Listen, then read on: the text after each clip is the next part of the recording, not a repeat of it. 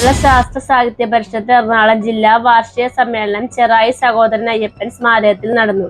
രണ്ടാം ദിവസം professor MK Prasad അനുസ്മരണ പ്രഭാഷണം, ജൈവ വൈവിധ്യം നേരിടുന്ന വെല്ലുവിളികൾ എന്ന വിഷയത്തിൽ board chairman doctor George Jacob സംസാരിച്ചു. തുടർന്ന് പരിഷത്ത് അംഗവും ISRO റിട്ടയർഡ് ശാസ്ത്രജ്ഞനുമായ ശ്രീ രാമചന്ദ്രൻ എഴുതിയ ശാസ്ത്രം, ചരിത്രം, ദർശനം എന്ന പുസ്തകം പ്രൊഫസർ PK രവീന്ദ്രൻ നൽകി ഡോക്ടർ ജോർജ് ജേക്കബ് നിർവഹിച്ചു. വേദിയിൽ ജില്ലാ president doctor N Shaji, secretary TP Geevarghese, Jaya എന്നിവർ സന്നിഹിതരായിരുന്നു. അത് വലിയ ഭാഗ്യമായിട്ട് ഞാൻ കരുതുന്നു. കാരണം എന്താ വെച്ചാൽ തീർച്ചയായിട്ടും ഈ പുസ്തകം സഹോദരൻ അയ്യപ്പൻ വായിച്ചാലും അദ്ദേഹത്തിന് ഒരു നിരാശ അല്ലെങ്കിൽ ഇതിനെപ്പറ്റി ഒരു എതിരഭിപ്രായം ഉണ്ടാകാത്ത രീതിയിൽ തന്നെയാണ് ഈ പുസ്തകം എഴുതിയിട്ടുള്ളത് എന്നാണ് എൻ്റെ വിശ്വാസം. ശാസ്ത്രത്തിൻ്റെ ആ ഒരു രീതിയിൽ തന്നെയാണ് പരിഷത്തിൻ്റെതായിട്ടുള്ള ശാസ്ത്ര വീക്ഷണമുണ്ടല്ലോ, അതും എല്ലാം കണക്കിലെടുത്തുകൊണ്ടും ആണിത് ഈ പുസ്തകം എഴുതിയിട്ടുള്ളത്. അത് എത്രത്തോളം വിജയിച്ചിട്ടുണ്ടെന്നുള്ളത് മാത്രമല്ല ആർക്കും വായിച്ചാൽ ആയിരിക്കണം എന്നുള്ളൊരു ഉദ്ദേശം എനിക്കും ഉണ്ടായിരുന്നു. അതിൻ്റെ അവതാരിക എഴുതിയിട്ടുള്ളത് ഷായി സാറാണ്. അതും വളരെ ഒരുപക്ഷെ പുസ്തകത്തിനേക്കാളും നന്നായിട്ട് അവതാരിക എഴുതിയിട്ടുണ്ടെന്ന് ഞാൻ പറയുള്ളൂ. എന്തായാലും ഈ പുസ്തകത്തിന് 400 രൂപയാണ് പബ്ലിഷേഴ്സ് വെച്ചിട്ടുള്ളത്. ഇവിടെ അത് 300 രൂപയ്ക്ക് വേണ്ടവർക്ക് വാങ്ങിക്കുകയും ചെയ്യാം. എത്രയും എനിക്ക് ഇതിനെപ്പറ്റി പറയുന്നത്. നന്ദി. പിന്നെ ഈ ശാസ്ത്രത്തിൻ്റെ ചരിത്രം പറയുന്ന സാറ് പറഞ്ഞതുപോലെ ഈ നമ്മൾ ഇതിൽ ഉള്ള നമ്മൾ എപ്പോഴും അടിമത്തത്തിനെതിരായിട്ട് സമരം ചെയ്തു. അടിമത്തത്തിനെതിരായിട്ടുള്ള വാസ്തവത്തിൽ അടിമത്തത്തെ ഇല്ലാതാക്കിയത് ഈ പെട്രോളിൻ്റെയും കൽക്കരിയുടെയും കണ്ടുപിടുത്തമാണ്.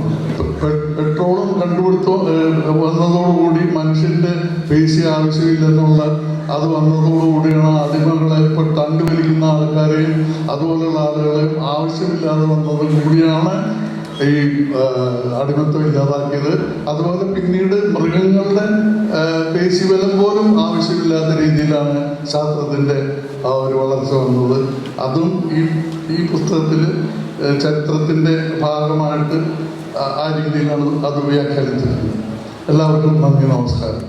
ബഹുമാനിയരെ, പ്രിയമുള്ള പരിഷത്ത് പ്രവർത്തകരെ, professor MK Prasad memorial lecture എന്ന് പറയുമ്പോൾ എന്താണൊരു ടോപ്പിക് കൊടുക്കേണ്ടതെന്ന് ഷാജി സാറും രവീന്ദ്രൻ സാറാണ് പ്രപ്പോസ് ചെയ്തത്. ഷാജി സാറ് സബ്ജക്റ്റ് ചോദിച്ചപ്പോൾ ഞാൻ പെട്ടെന്ന് ബയോഡൈവേഴ്സിറ്റി തന്നെ പറഞ്ഞു.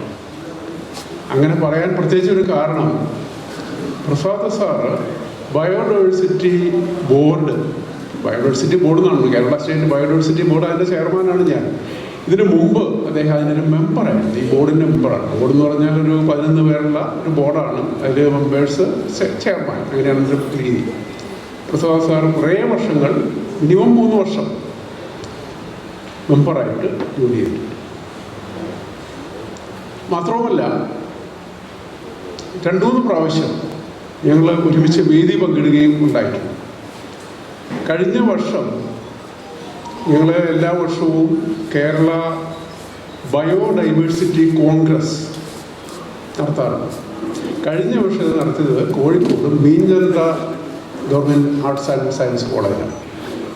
അപ്പോൾ ഈ കോളേജിൽ ചെന്നപ്പോൾ സാധാരണ കോളേജിനേക്കാളും വ്യത്യസ്തമായിട്ട് അവിടെ കുറേയധികം മരങ്ങൾ, ചെടികൾ ഇതിനേക്കാളും. അപ്പോൾ ഞാൻ വെറുതെ ഒന്ന് അന്വേഷിച്ചത് എന്താണ് ഇങ്ങനെ ഇത്രയധികം മരങ്ങളും ചെടികളും ഒക്കെ വരാൻ കാരണം. അപ്പോൾ അവിടെയുള്ള ഒരു സാധാരണക്കാരൻ പറഞ്ഞത് ഇവിടെ MK പ്രസാദ് എന്ന് പറഞ്ഞൊരു പ്രൊഫസർ ഉണ്ടായിരുന്നു, അദ്ദേഹമാണ് ഇവിടെ വെച്ചത്.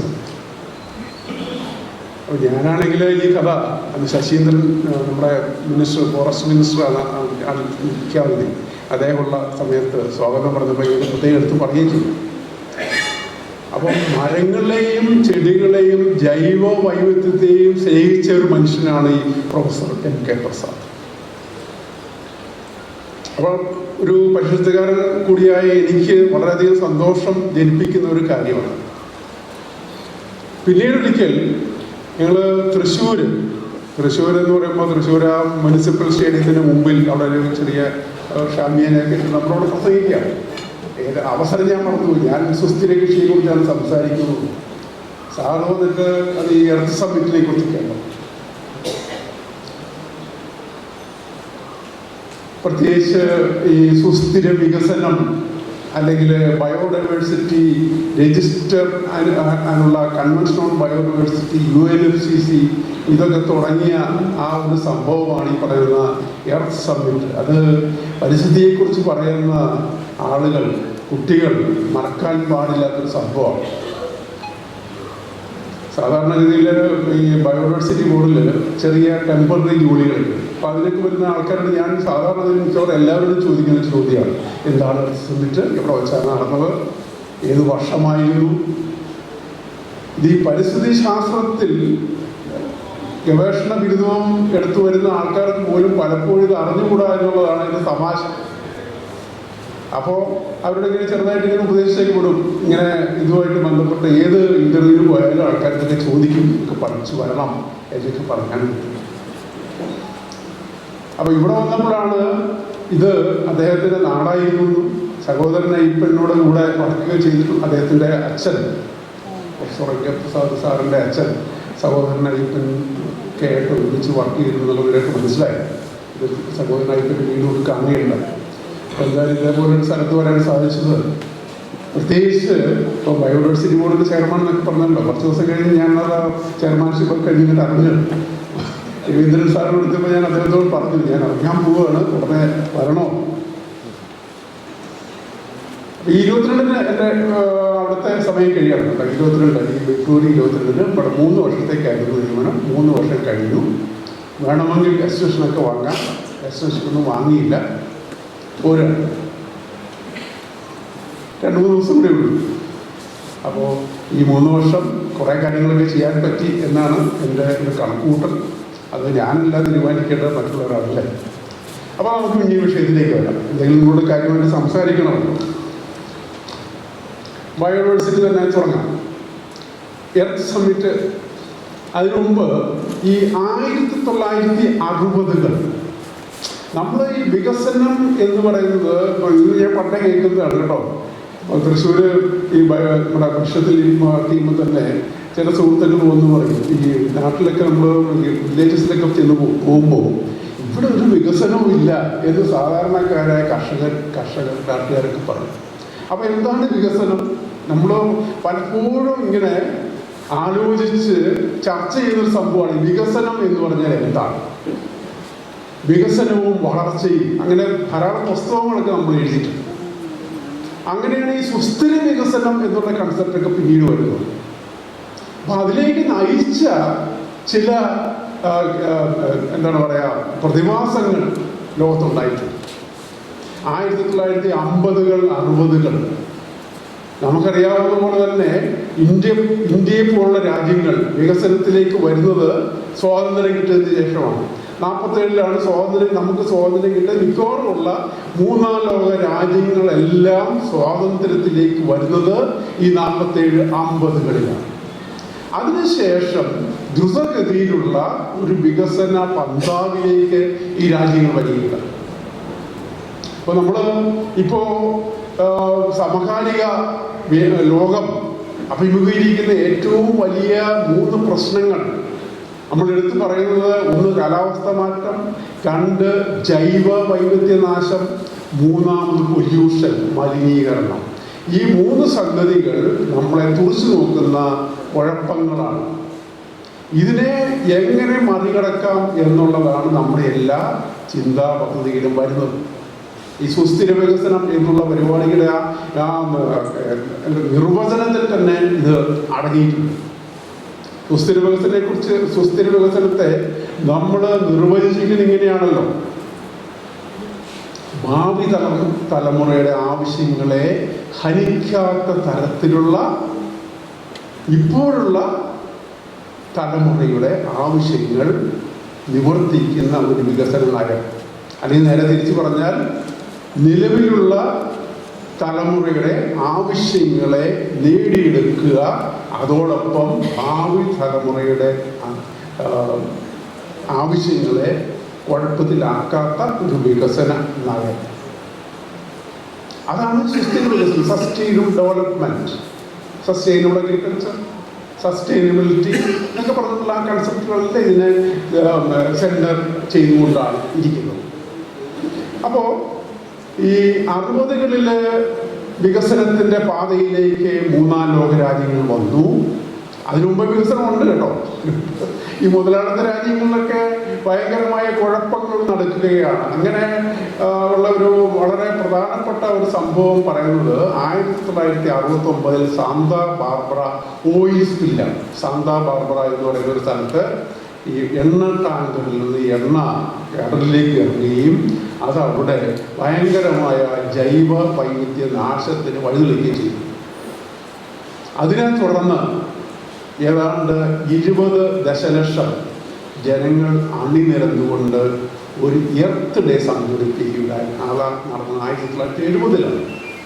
എർത്ത് ഡേ നമ്മൾ ഈ ഏപ്രിൽ 22-ന് ആഘോഷിക്കുന്ന എർത്ത് ഡേ ആദ്യമായിട്ട് സംഘടിപ്പിച്ചത് ഒരു NGO ആ തരത്തിലാണ്. അല്ലാതെ സർക്കാർ സംവിധാനത്തിൻ്റെ ഭാഗമായിട്ടൊന്നുമല്ല. ജനങ്ങൾ തെരുവിലേക്ക് ഇറങ്ങി. എന്താണ് വികസനം, ഞങ്ങൾക്ക് വികസനത്തിൻ്റെ നേർരേഖകൾ കാണിച്ചു തരും എന്ന് പറഞ്ഞുകൊണ്ട് അതിനെ തുടർന്ന് ഐക്യരാഷ്ട്രസഭ ഇത് ശ്രദ്ധിക്കുകയും അവർ 1972 സ്റ്റോക്ക്ഹോം എന്ന് പറയുന്ന സ്ഥലത്ത് വെച്ച് ഒരു കോൺഫറൻസ് നടത്തിയിട്ടുണ്ടായി. ഇതൊക്കെ ഒരുപക്ഷെ നമുക്ക് കുറേ പേർക്കൊക്കെ അറിയാമായിരിക്കും. 1971 ഇതോടൊപ്പം തന്നെ ഇപ്പോൾ വെള്ളത്തിലാണല്ലേ പ്രശ്നം ഉണ്ടായത്, ഓയിൽ സ്പിൽ ഉണ്ടായത്. അപ്പോൾ ഈ വെറ്റ്ലാൻഡ് കോൺഫറൻസ് നമ്മൾ സാധാരണ പറയുന്ന രാംസർ എന്ന് പറയുന്ന ഇറാനിലെ രാംസറിൽ വെച്ച്, രാംസർ എന്ന സ്ഥലമാണ്, അവിടെ വെച്ചിട്ട് 1971 നീർപക്ഷികൾ, വാട്ടർഫോൾസ്, അവയുടെ പ്രൊട്ടക്ഷനുമായിട്ട് ബന്ധപ്പെട്ടുകൊണ്ടാണ് ആദ്യമായിട്ടൊരു വെറ്റ്ലാൻഡ് കോൺഫറൻസ് ആണ് 1972 സ്റ്റോക്ക്ഹോം കോൺഫറൻസ്. ഈ സ്റ്റോക്ക്ഹോം കോൺഫറൻസിൽ പങ്കെടുത്ത രാജ്യത്തലവന്മാർ എല്ലാ രാജ്യങ്ങളിൽ നിന്നും ആൾക്കാരൊക്കെ ഉണ്ടായിരുന്നു. പക്ഷേ 2 പേർ, സ്വീഡൻ്റെ പ്രധാനമന്ത്രി ഒലോഫ് പാർമയും ഇന്ത്യയുടെ പ്രധാനമന്ത്രി ശ്രീമതി ഇന്ദിരാഗാന്ധി, ഇവർ 2 പേരുമാണ് ഭരണത്തലവന്മാർ ആയിട്ട് പങ്കെടുത്ത്. ബാക്കിയുള്ളവരും സെക്രട്ടറിമാർ അങ്ങനെയുള്ള ആൾക്കാരൊക്കെ പങ്കെടുത്തു. ഇതിൻ്റെ അകത്ത് വളരെ ദുഃഖകരമായ ഒരു കാര്യം കൂടി ഞാൻ പ്രസംഗിക്കും പറയാറുണ്ട്. ഇവർ 2 പേരും കൊല്ലപ്പെടുകയുണ്ടായിരുന്നു, ഒലോഫ് പാർമയും ഇന്ദിരാഗാന്ധി കൊല്ലപ്പെട്ടത് എന്താണെന്ന് നമുക്കറിയാം. ഈ ഒലോഫ് പാർമയെ എന്തുകൊണ്ട് വധിച്ചു എന്നുള്ള വിവരം ഇതേവരെ പുറത്തു കൊടുക്കും. ഇതേവരെ അവർ കണ്ടുപിടിക്കാൻ പറ്റും. നമ്മൾ വിചാരിക്കുന്ന ഈ സ്വീഡനെ പോലുള്ള യൂറോപ്യൻ രാജ്യങ്ങളിലൊക്കെ ഇത്തരം കാര്യങ്ങളിലൊക്കെ വളരെ എക്സ്പെർട്ടാണെന്നാണ്. പക്ഷേ എന്തുകൊണ്ടോ അത് വന്നു. അപ്പോൾ 1971 വെറ്റ്ലാൻഡ് കോൺഫറൻസ്, 72 സ്റ്റോക്ക്ഹോം കോൺഫറൻസ്. ഇതിനോടനുബന്ധിച്ച് വേറെ സംഭവങ്ങളുണ്ടായി. നമ്മളീ പറയുന്ന ഐക്യരാഷ്ട്രസഭയുടെ എൻവയോൺമെൻ്റൽ programme UNEP, United Nations environment programme ജന്മമെടുക്കുന്നത് ഈ 1972. അതിനെ തുടർന്ന് വേറൊരു സംഭവങ്ങളുണ്ടായി. ഇതിനോടൊപ്പം തന്നെ ഒരു വേൾഡ് കമ്മീഷൻ ഓൺ എൻവയോൺമെൻറ്റ് രൂപീകരിച്ചു. വേൾഡ് എൻവയോൺമെൻറ്റ് കമ്മീഷൻ ഒക്കെ നാഴികക്കല്ലുകളാണ്. നിങ്ങളിത് പറയാതിരിക്കാൻ പറ്റില്ല, അത് പറയുന്നത്. 1982 വേൾഡ് എൻവയോൺമെൻറ്റ് കമ്മീഷൻ ഇത് 1983 സ്റ്റാർട്ട് ചെയ്യുന്നത്. അപ്പോൾ 1983 ഗ്രോ ഹാർലം ബ്രണ്ട്ലാൻഡ് എന്ന് പറയുന്ന നോർവേയുടെ പ്രധാനി അവരുടെ നേതൃത്വത്തിലാണ് ആ കമ്മീഷൻ ഏതാനും വർഷങ്ങൾ 87 വരെ വർക്ക് ചെയ്തു. 87 അവരൊരു റിപ്പോർട്ടായിട്ട് അത് ഇറക്കി. ആ റിപ്പോർട്ട് വളരെ പ്രശസ്തമായ റിപ്പോർട്ടാണ്. നമ്മുടെ പൊതുഭാവി, മലയാളത്തിൽ നമ്മളങ്ങനെ തർജ്ജമ ചെയ്യുക, അവർ കോമൺ ഫ്യൂച്ചർ, അവർ കോമൺ. 1987 വരും. ഈ 87 ഈ റിപ്പോർട്ടിലാണ് ഞാൻ നേരത്തെ പറഞ്ഞ sustainable ഡെവലപ്മെൻറ്റിൻ്റെ meeting the needs of the present without jeopardizing the future generation എന്ന് പറയുന്ന സസ്റ്റൈനബിൾ ഡെവലപ്മെൻറ്റിൻ്റെ ആ പ്രശസ്തമായ മുദ്രാവാക്യമൊക്കെ അതിലാണ് വരുന്നത്. 1987 ഈ അവർ കോമൺ ഫ്യൂച്ചർ എന്ന് പറയുന്ന 87 ശേഷം റിപ്പോർട്ടിൽ അങ്ങനെ പടി പിടിച്ച് പോയാൽ പോരല്ലോ. അതിനെ തുടർന്നാണ് 1992 നമ്മൾ വളരെയധികം എപ്പോഴും പ്രത്യേകിച്ച് പരിശുദ്ധകാരൊക്കെ സ്ഥിരം പറയുന്ന ഒരു സംഭവം എർത്ത് സമ്മിറ്റ്, ഭൗമ ഉച്ചകോടി നടന്നു റയോഡി ജനറലിൽ 1992. പരിസ്ഥിതിയുമായിട്ട് ബന്ധപ്പെട്ട 3 ഉടമ്പടികൾ അവിടെ വെച്ച് അംഗീകരിക്കും. ഈ 3 ഉടമ്പടികളും വളരെ പ്രശസ്തമാണ്, ഇപ്പോഴും തുടർന്നുകൊണ്ട് പോകുന്ന സംഭവം. 3 ഉടമ്പടി 92. ഒന്നാമത്തെ ഉടമ്പടി കൺവെൻഷൻ ഓൺ ബയോഡൈവേഴ്സിറ്റി, ജൈവ വൈവിധ്യ ഉടമ്പടി. 2 United Nations framework convention on climate change, UNFCCC. മൂന്നാമത്തേത് നമ്മൾ അത്ര അങ്ങ് കേട്ടിട്ടുണ്ടാവില്ല, UNCCD എന്നാണ് പറയുന്നത്, United Nations convention to combat desertification, മരുവൽക്കരണം പിടിച്ചു നിർത്താനായിട്ടുള്ള കൺവെൻഷൻ. ഇങ്ങനെ 3. ഇതിൻ്റെ രസകരമായ കാര്യം എന്ന് പറഞ്ഞാൽ ഇതിൻ്റെ എല്ലാം കോൺഫറൻസുകൾ ഇടയ്ക്കിടയ്ക്കാണ്. UNFCCയുടെ കോൺഫറൻസ് മാത്രമേ നമ്മുടെ ശ്രദ്ധയിൽ വന്നിട്ടുണ്ടാവൂ. COP28 കഴിഞ്ഞ നവംബർ 30 മുതൽ ഡിസംബർ 13 വരെയായി. നിങ്ങൾ ചിലപ്പോൾ ശ്രദ്ധിച്ചിട്ടുണ്ടാവും. മലയാളം പത്രങ്ങളിൽ ഇതിൻ്റെ ന്യൂസൊക്കെ വളരെ ചെറുതായിരിക്കുന്നു. COP ന്യൂസൊക്കെ പറഞ്ഞെങ്കിലോ ഇന്തോ ഇന്ത്യൻ റിസോഴ്സൊക്കെ നോക്കും. അപ്പം COP28 അതാണ് ഈ അടുത്ത കാലത്ത് UAE വെച്ചിട്ടാണ്, ദുബായിൽ വെച്ചിട്ടാണ് COP28. എല്ലാ വർഷവും നടക്കുന്ന സംഭവമാണ് COP. UNFCCയുടെ COP. മറ്റുള്ളവരുടെ COP ഉണ്ട്. അതായത് നമ്മുടെ ബയോഡൈവേഴ്സിറ്റി CBDയുടെ കൺവെൻഷൻ ഓൺ ബയോഡൈവേഴ്സിറ്റിയുടെ COP15 മോൺട്രിയിൽ വെച്ചിട്ടാണ്. കുൻമിങ്ങിൽ സ്റ്റാർട്ട് ചെയ്ത് ചൈനയിലെ കുൻമിങ്ങിൽ സ്റ്റാർട്ട് ചെയ്തിട്ട് കാനഡയിലെ മോൺട്രിയിലാണ് അവസാനിച്ചത്. കാരണം കുൻമിങ്ങിൽ സ്റ്റാർട്ട് ചെയ്യാൻ കാരണം അത് നമ്മുടെ കോവിഡ് കാലഘട്ടമായിരുന്നു. കുറച്ച് കഴിഞ്ഞപ്പോഴത്തേക്കും വുഹാനിൻ്റെ അടുത്താണ് സംഭവം. അപ്പോൾ നിങ്ങൾ കംപ്ലീറ്റ് ചെയ്യുമെന്ന് പറഞ്ഞ കാരണം കാനഡയിലേക്ക് പോയി മോൺട്രിയിൽ വെച്ച് അതിനെ തുടർന്ന് കുൻമിങ് മോൺട്രിയിൽ ഗ്ലോബൽ ബയോഡൈവേഴ്സിറ്റി ഫ്രെയിംവർക്ക് എന്ന് പറഞ്ഞുകൊണ്ടുള്ള ഒരു 23 ആക്ഷനബിൾ പോയിന്റ് ആയിട്ട് അവർ വന്നു. അത് 2022 അവസാനമാണ് നടന്നത്. ഇനി അത് 2 വർഷം കൊടുക്കും.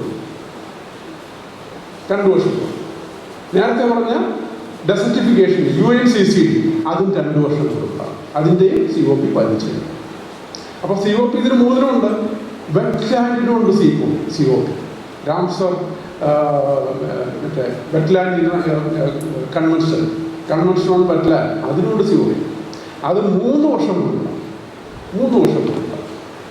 അപ്പോൾ അവരും ഇടയ്ക്കിടയ്ക്ക് ഇങ്ങനെ കോൺഫറൻസ് നടത്തുകയും, നമുക്കറിയാവുന്ന നിങ്ങൾ ശ്രദ്ധിച്ചോന്ന് പറഞ്ഞുകൂടാ, ഇവിടെ ഇന്ത്യയിൽ 75ാമത് സ്വാതന്ത്ര്യ ദിനം പ്രമാണിച്ച് 75 വെറ്റ്ലാൻഡ്സ് രാംസർ വെറ്റ്ലാൻഡ്സ് ആയിട്ട് പ്രഖ്യാപിക്കില്ല. 75ാമത് സ്വാതന്ത്ര്യ ദിനം. അതിനുശേഷം ഈ പറയുന്ന വെറ്റ്ലാൻഡിൻ്റെ നാം അറിയാമല്ലോ, ഫെബ്രുവരി 1 അതിൻ്റെ തലേ ദിവസം ജനുവരി 31 ഈ വർഷം ഇന്ത്യയിൽ 5 എണ്ണം കൂടി രാംസർ സൈറ്റായിട്ട് പ്രഖ്യാപിച്ചു. അതിനിപ്പോൾ 80. ലോകത്താകെ അതുകൊണ്ട് 2500 വെറ്റ്ലാൻഡ്സ് കുറേ തണ്ണീർത്തടങ്ങൾ. ഇപ്പൊ ഈ പോകുന്ന വഴിക്ക് കാണുന്നതെല്ലാം തണ്ണീർത്തടങ്ങളാണ് കേട്ടോ. വേമ്പനാട് കോൾ എന്ന് പറയുന്ന വലിയ ഒരു തണ്ണീർത്തടമാണ് കേരളത്തിലെ ഏറ്റവും വലിയ തണ്ണീർത്തടം. വേമ്പനാട് കോൾ, ശാസ്താംകോട്ട, അഷ്ടമുടി, ഇങ്ങനെ 3 രാംസർ തണ്ണീർത്തടങ്ങളാണ് കേരളത്തിലുള്ളത്. അതിൽ ഏറ്റവും വലുത് വേമ്പനാട് കോളാണ്. അതിൻ്റെ ഭാഗമാണ് നമ്മളിതിലെ കാണുന്ന ഈ വേമ്പനാടൊക്കെ. ഏറ്റവും പ്രധാനപ്പെട്ട തണ്ണീർത്തടം.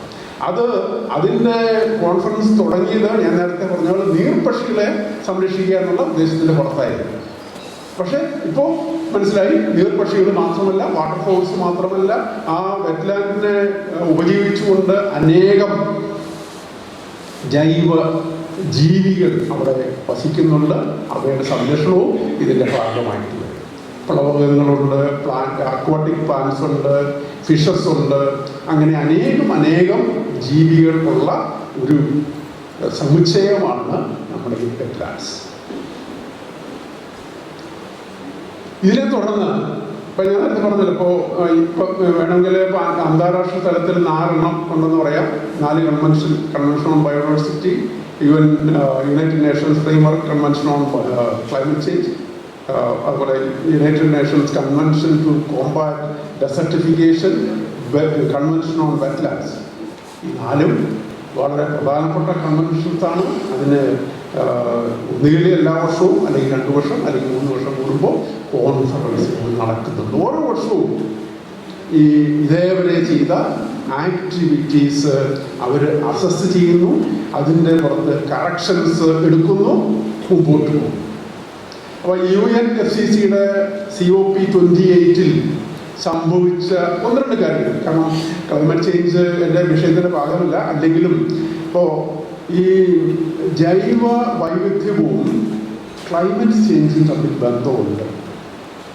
ഇപ്പോൾ ക്ലൈമറ്റ് ചേഞ്ച് ഇതേപടി പോയി കഴിഞ്ഞാൽ ലോകത്തുള്ള ജീവജാലങ്ങളിൽ ഏതാണ്ട് ഒരു 1 മില്യൺ 10 ലക്ഷം ജീവികൾ എക്സ്റ്റിങ്ക്റ്റ് ആകുന്ന കണക്കാണ്.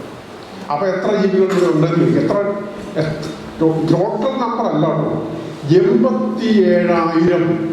87,000 സ്പീഷീസുകൾ ഈ ലോകത്ത് നിന്നാണ് ഏറ്റവും അവസാനത്തിൽ കണക്ക്. 87,000, 8.7 മില്യൺ, 87,000. ഈ 87,000 എന്ന് പറയുന്നത് നമ്മൾ ബോട്ടണിയോ സുവോളജിയോ പഠിച്ചുകൊണ്ട് പെട്ടെന്ന് മനസ്സിലായി. യൂക്കാരിയോട്ടിക് സ്പീഷീസ്, പ്രോകാരിയോട്ടിക് സ്പീഷീസ് നമ്മൾ പറയും. യൂക്കാരിയോട്ടിക് സ്പീഷീസുകളാണ് 87 ലക്ഷം. ഇതിൽ 10 ലക്ഷം ജീവികൾ അവസാനിക്കുന്നതാണ്. അപ്പോൾ കാലാവസ്ഥ മാറ്റവും ബയോഡൈവേഴ്സിറ്റി തമ്മിൽ ബന്ധമുണ്ട്. ഇത് ചിലപ്പോൾ ഈ തണുപ്പ്, ഇപ്പോൾ നമ്മൾ തണുപ്പ് കൂടിയ പ്രദേശം എന്ന് പറയുന്നത് കുറച്ചുകൂടെ തണുപ്പ് കുറഞ്ഞ പ്രദേശമാകാം, ഇവ അങ്ങോട്ട് മൈഗ്രേറ്റ് ചെയ്തേക്കാം, അങ്ങനെയുള്ള പ്രശ്നങ്ങളൊക്കെ അവിടെ കിടക്കും. അപ്പോൾ ഞാൻ പറയാൻ ഉദ്ദേശിച്ചത് ഈ COP28 സംഭവിച്ച 2-3 കാര്യങ്ങൾ അത് വളരെ പ്രധാനപ്പെട്ടതാണ്. അപ്പോൾ അതായിരിക്കും നിർത്തിയില്ല. ഒന്നാമത്തെ സംഭവം എന്ന് പറഞ്ഞാൽ നമുക്ക് എല്ലാവർക്കും അറിയാം, ഈ കാർബൺ ഡൈ ഓക്സൈഡ് അന്തരീക്ഷത്തിലേക്ക് പോകുന്നതിൻ്റെ പ്രധാനപ്പെട്ട ഒരു കാരണം ഫോസിൽ ഫ്യൂവലാണ്. അപ്പോൾ ഫോസിൽ ഫ്യൂവൽ എന്ന് പറയുന്നത് പ്രധാനമായിട്ടും കൽക്കരിയും പെട്രോളിയവുമാണ്. ഈ 2 സംഭവങ്ങളും ഈ വാക്കുകളുടെ പ്രയോഗം വളരെ രസകരമാണ്. Phase out, phase down, phase away കേട്ടോ. അപ്പോൾ ഈ കൽക്കരിയും പെട്രോളിയവും ഫേസ് എവേ, ഘട്ടം ഘട്ടമായിട്ട് അവസാനിപ്പിക്കാൻ ഈ പറയുന്ന 196 രാജ്യങ്ങളുള്ള കോൺഫറൻസ് തീരുമാനിച്ചത്. പാർട്ടീസ് തീരുമാനിച്ചു. ചില രാജ്യങ്ങൾ പറഞ്ഞു അത് ഫേസ് ഔട്ട് ചെയ്യണം, പ്രത്യേകിച്ച് ഈ ദുർബലരായ ഐലൻഡ് നേഷൻസ് അവർ പറഞ്ഞു ഫേസ് ഔട്ട് ചെയ്യണം. അപ്പോൾ ഇന്ത്യ പറഞ്ഞു ഫേസ് ഡൗൺ ചെയ്യും. അപ്പോൾ മറ്റു ചില രാജ്യങ്ങൾ പറഞ്ഞു അത് ഫേസ് എവേ മതി എന്ന്. അവസാനം ഫേസ് എവേ എന്നാണ്. അപ്പോൾ അതിനകത്ത് 1-2 കാര്യങ്ങളുണ്ട് കേട്ടോ. എന്തുകൊണ്ട് ഇത് വളരെ പെട്ടെന്ന് ഒരു സുപ്രഭാതത്തിൽ ഈ പറയുന്ന പെട്രോളിയവും കൽക്കരിയും നിർത്തിക്കളയാം എന്ന് തീരുമാനിക്കാൻ പറ്റില്ല. കാരണം അത് ആൾട്ടർനേറ്റീവ് ഇന്ധനം നമുക്ക് കണ്ടുപിടിക്കേണ്ടിയില്ല. ഇന്ത്യയുടെ പാതയിലാണ് കേട്ടോ. ഇന്ത്യ ആൾട്ടർനേറ്റീവ് ഇന്ധനം നമ്മൾ ഇടയ്ക്കിടയ്ക്ക് പത്രങ്ങളിൽ കാണും. ഹൈഡ്രജൻ ഇന്ധനം, ഗ്രീൻ ഹൈഡ്രജൻ പലതരത്തിലുണ്ടാകാൻ കേട്ടോ. ഗ്രീൻ ആകാം, ബ്രൗൺ ആകാം, റെഡ് ആകാം. അത് ഈ സോഴ്സ് ഓഫ് ഫ്യൂവൽ, ഈ ഹൈഡ്രജൻ ഉണ്ടാക്കാൻ വേണ്ടി ഉപയോഗിക്കുന്ന ഇന്ധനത്തിൻ്റെ ഹൈഡ്രോളിസിസ് വഴിയാണല്ലോ ഈ ഹൈഡ്രജൻ ഉണ്ടാക്കുന്നത്. അതിന് ഉപയോഗിക്കുന്ന വൈദ്യുതി അല്ലെങ്കിൽ അതിൻ്റെ ഇന്ധനം ഏതാണെന്ന് നോക്കിയിട്ടാണ്. ന്യൂക്ലിയർ ഇന്ധനത്തിൽ നിന്ന് ഹൈഡ്രജൻ ഉണ്ടാക്കാം. അതുപോലെ തന്നെ സോളാർ, വിൻഡ് അതിലൊന്നും ഉണ്ടാക്കാം. അതാണ് അങ്ങനെയുള്ള കുഴപ്പമില്ലാത്ത ഇന്ധനം ഉപയോഗിച്ച് ചെയ്താൽ മാത്രമേ അത് ഗ്രീനാണ്. അല്ലെങ്കിൽ അത് ബ്രൗണും. ഇപ്പം നാച്ചുറൽ ഗ്യാസിൽ നിന്നുണ്ടാക്കുന്നത് ബ്രൗണാണ്. ആ തരത്തിൽ അപ്പം ഈ ഗ്രീൻ ഹൈഡ്രജൻ പദ്ധതി നമ്മുടെ ഗവൺമെൻറ് ഗ്രീൻ ഹൈഡ്രജൻ മിഷനുണ്ട്, ആ മിഷൻ വെച്ച് ചെയ്യുന്നുണ്ട്. അപ്പം അതുകൊണ്ടാണ് കൽക്കരി നമുക്ക് ഫേസ് എവയല്ല ഫേസ് ഡൗൺ ചെയ്യാൻ ഇന്ത്യ തീരുമാനം. ഫേസ് ഡൗൺ എന്നുള്ള വാക്ക് കൽക്കരി 2070 ആകുമ്പോൾ നമ്മൾ നെറ്റ് സീറോ ആകണം. 2070 നമ്മൾ നെറ്റ് സീറോ ആകാം എന്ന് നമ്മൾ സംഭവിച്ചിട്ടുണ്ട്. 2070 ആകുമ്പോൾ ഈ രീതിയിൽ പോവുകയാണെങ്കിൽ 2070 ആകുമ്പോൾ നമുക്ക് നെറ്റ് സീറോ ആകാൻ സാധിക്കും. ഇതിൽ വേറെ ചില സംഗതികൾ ഗ്രൂപ്പ് എന്താണ് പറയുക, annexe 1, annexe 2, non annexe countries എന്നൊക്കെ പറഞ്ഞ സംഭവമുണ്ട്. അത് കൂടുതൽ പറഞ്ഞ് നിങ്ങളെ കുഴപ്പത്തിലാക്കുന്നില്ല. എന്തായാലും ഇത്ര മനസ്സിലാക്കിയാൽ മതി, വികസിത രാഷ്ട്രങ്ങൾ ഇതിൽ ഏറ്റവും കൂടുതൽ പ്രാധാന്യം, കാരണം അവരാണ് ചരിത്രപരമായിട്ട് നോക്കിക്കഴിഞ്ഞാൽ ഈ എന്താണ് പറയുക ഈ എമിഷൻ്റെയൊക്കെ ഉത്തരവാദി. 1850 മുതൽ 2019 വരെയുള്ള കാർബൺ ഡൈ ഓക്സൈഡ് എമിഷൻ്റെ കണക്ക് നോക്കിയിട്ട് പറഞ്ഞിരിക്കുന്നത് അതിൽ 25%, 4/1 ഉത്തരവാദികൾ അമേരിക്ക. 25% കാർബൺ ഡൈ ഓക്സൈഡ് ഈ നമ്മുടെ അന്തരീക്ഷത്തിലേക്ക് പുറത്ത് ആക്കിയതിൽ 25% അമേരിക്കയുടെ കൈയാണ്, USA. ഇന്ത്യക്ക് 3% ഉത്തരവാദിത്തം, 3%. അതുകൂടി വരുന്നുണ്ട്, കാരണം നമ്മൾ വികസനത്തിൻ്റെ പാതയിലാണ്. കേട്ടോ, അമേരിക്കക്കാരൻ വികസിച്ചിങ്ങനെ നിൽക്കുകയാണ്, അവർ ഈ ലെവലിലേക്ക് പോയാൽ മതി. ഇന്ത്യയെ പോലുള്ള രാജ്യങ്ങൾ വികസനത്തിൻ്റെ പാതയിലേക്ക് വരുമ്പോൾ ലീസ്റ്റ് ഡെവലപ്ഡ് കൺട്രീസ് വികസിച്ച് വരുന്നത് മറ്റുള്ളവർ പിടിക്കുന്നില്ല. അപ്പോൾ ആ ഒരു പ്രശ്നം അവിടെയുണ്ട്. കാരണം ഞാൻ പറയാൻ ഇത്രയേ ഉള്ളൂ, നമ്മൾ ഇന്ത്യക്കാർ മാത്രം നല്ല വെള്ളം ചമഞ്ഞതുകൊണ്ട് ഈ കാർബൺ ഡൈ ഓക്സൈഡിനെ കുറയ്ക്കാനായിട്ട് സാധ്യമല്ല. ഇതിൽ ഏറ്റവും ഉത്തരവാദികളായിട്ടുള്ള അമേരിക്കയെ പോലുള്ള, അമേരിക്ക കഴിഞ്ഞാൽ തൊട്ടടുത്ത് ചൈനയാണ് കേട്ടോ. നമ്മുടെ ഒരു മാലിന്യമുണ്ട്, നമുക്കത് എന്താണ് പറയുക സ്വന്തം ഉത്തരവാദിത്വം എന്നൊക്കെ പറഞ്ഞാൽ നമുക്കത് ശരിയാക്കാം. പക്ഷേ കാർബൺ ഡൈ ഓക്സൈഡ് എമിഷനെ സംബന്ധിച്ചിടത്തോളം എല്ലാവരും അവരുടേതായ രീതിയിൽ ഇടപെട്ടില്ലെങ്കിൽ ഒരു കാര്യം. അപ്പോൾ അതുകൊണ്ട് ഇന്ത്യക്ക് ഇങ്ങനെ ചരിത്രപരമായ കാര്യങ്ങളൊക്കെ പറഞ്ഞാൽ മറ്റുള്ള കുറ്റപ്പെടുത്തിയിരിക്കാനൊന്നും പറ്റില്ല. നമ്മൾ നമ്മുടേതായിട്ടുള്ള കാര്യങ്ങൾ നമുക്ക് ചെയ്തേ പറ്റുള്ളൂ. അതുകൊണ്ടാണ് ഗവൺമെൻറ് അതിൽ കൃത്യമായിട്ടുള്ള കാര്യങ്ങളുമായിട്ട് മുമ്പോട്ട് പോകുന്നത്. അപ്പോൾ ഈ പ്രത്യേകിച്ച് ഇതിൽ മുൻപന്തിയിൽ നിൽക്കുന്നത് ministry of environment, forest and climate change എന്നുള്ള കേന്ദ്ര ഗവൺമെൻറ്റിൻ്റെ ഒരു ഇതാണ്, വിങ്ങാണ്. അവരുടെ പണി മര്യാദയ്ക്ക് ചെയ്യുന്നുണ്ടെന്നാണ് ഞാൻ നോക്കുന്നുണ്ട്. അവരുടെ റിപ്പോർട്ടൊക്കെ നോക്കിയിട്ട് എനിക്ക് മനസ്സിലായത് അങ്ങനെയാണ്. ഓക്കെ, അതൊരു കാര്യം. ഇനി ബയോഡൈവേഴ്സിറ്റിയിലേക്ക് തന്നെ തിരിച്ചു വരും. അപ്പോൾ ബയോഡൈവേഴ്സിറ്റി എന്ന് പറയുമ്പോൾ ഈ ബയോഡൈവേഴ്സിറ്റി ബോർഡിനെ സംബന്ധിച്ചോളം ഞാൻ ജോയിൻ ചെയ്ത പാടുള്ള എനിക്ക് അഭിമുഖീകരിക്കേണ്ട ഒരു വലിയൊരു പ്രശ്നം എന്ന് വെച്ചാൽ, പലരും ചോദിക്കുക എന്താ നിങ്ങളുടെ പണി, നിങ്ങൾ എന്തോ ജൈവ കൃഷി ചെയ്യുന്നവരാണ്, അവിടെ ജൈവവളം കിട്ടുമോ എന്നൊക്കെ ചോദിക്കുന്ന ആൾക്കാരുണ്ടായിരുന്നു. ജൈവ വൈവിധ്യ ബോർഡ് എന്നല്ല പറയുന്നത്. ജൈവവളവും ജൈവ കൃഷിയുമായിട്ടൊന്നും ജൈവ വൈവിധ്യ ബോർഡിനും ഒരു ബന്ധവുമില്ല. അതെന്തുകൊണ്ട് അങ്ങനെ വന്നു എന്ന് എനിക്കറിയുള്ളൂ. മലയാളത്തിലാക്കിയുള്ളവരുടെ കുഴപ്പമായി. ബയോഡൈവേഴ്സിറ്റി എന്താണ്? ബയോഡൈവേഴ്സിറ്റി നേരത്തെ 87,000 കണക്ക് വന്നു. ഈ ജീവികളെ സംരക്ഷിക്കുക എന്നുള്ളതാണ് ജൈവവൈവിധ്യ ബോർഡിൻ്റെ വലിയ പ്രധാനപ്പെട്ട ചുമതല. 3 തലത്തിൽ നമ്മൾ ഈ ജൈവവൈവിധ്യത്തെ കണക്കാക്കും. Species diversity, genetic diversity, ecosystem diversity. ഇത് 3 സ്പീഷീസ് ഡൈവേഴ്സിറ്റി 87,000 എന്ന് പറഞ്ഞു.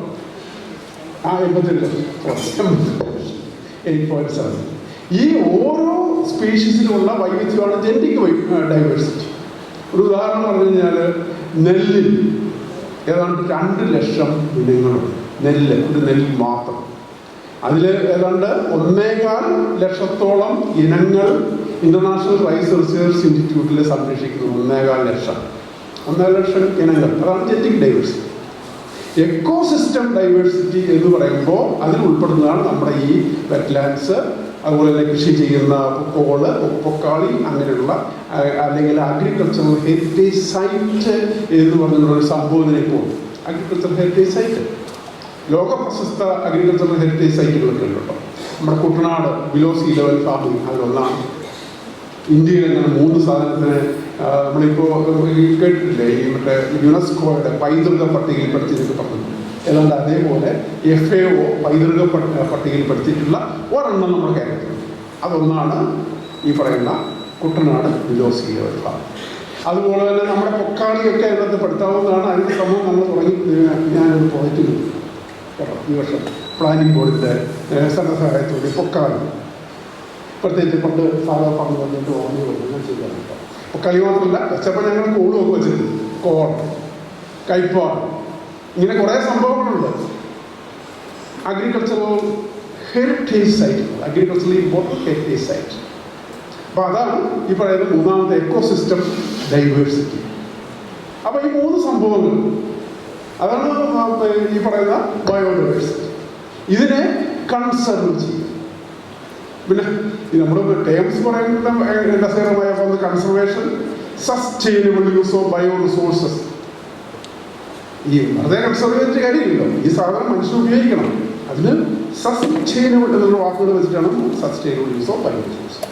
മൂന്നാമതൊരു സംഭവം കൂടെയുണ്ട്. ഈ മൂന്നാമത്തെ സംഭവം അത്ര ആൾക്കാർക്ക് മനസ്സിലായിട്ടുണ്ടാവില്ല. അത് നമ്മൾ പഠിക്കുന്നത് access and benefit sharing, ABS എന്നുള്ള പേരിലാണ്. ആക്സസ് ആൻഡ് ബെനിഫിറ്റ് ഷെയറിംഗ് എന്ന് പറഞ്ഞാൽ ഈ ബയോ റിസോഴ്സസ് ഷെയറിങ്, മറ്റ് രാജ്യങ്ങളുമായിട്ട് മറ്റ് ജനങ്ങളുമായിട്ട് ഷെയർ ചെയ്യുക എന്നുള്ള ഒരു സംഭവമുണ്ട്. വെറുതെ ഷെയർ ചെയ്യേണ്ട, ഷെയർ ചെയ്യുമ്പോൾ ഉദാഹരണമായിട്ട് പറഞ്ഞു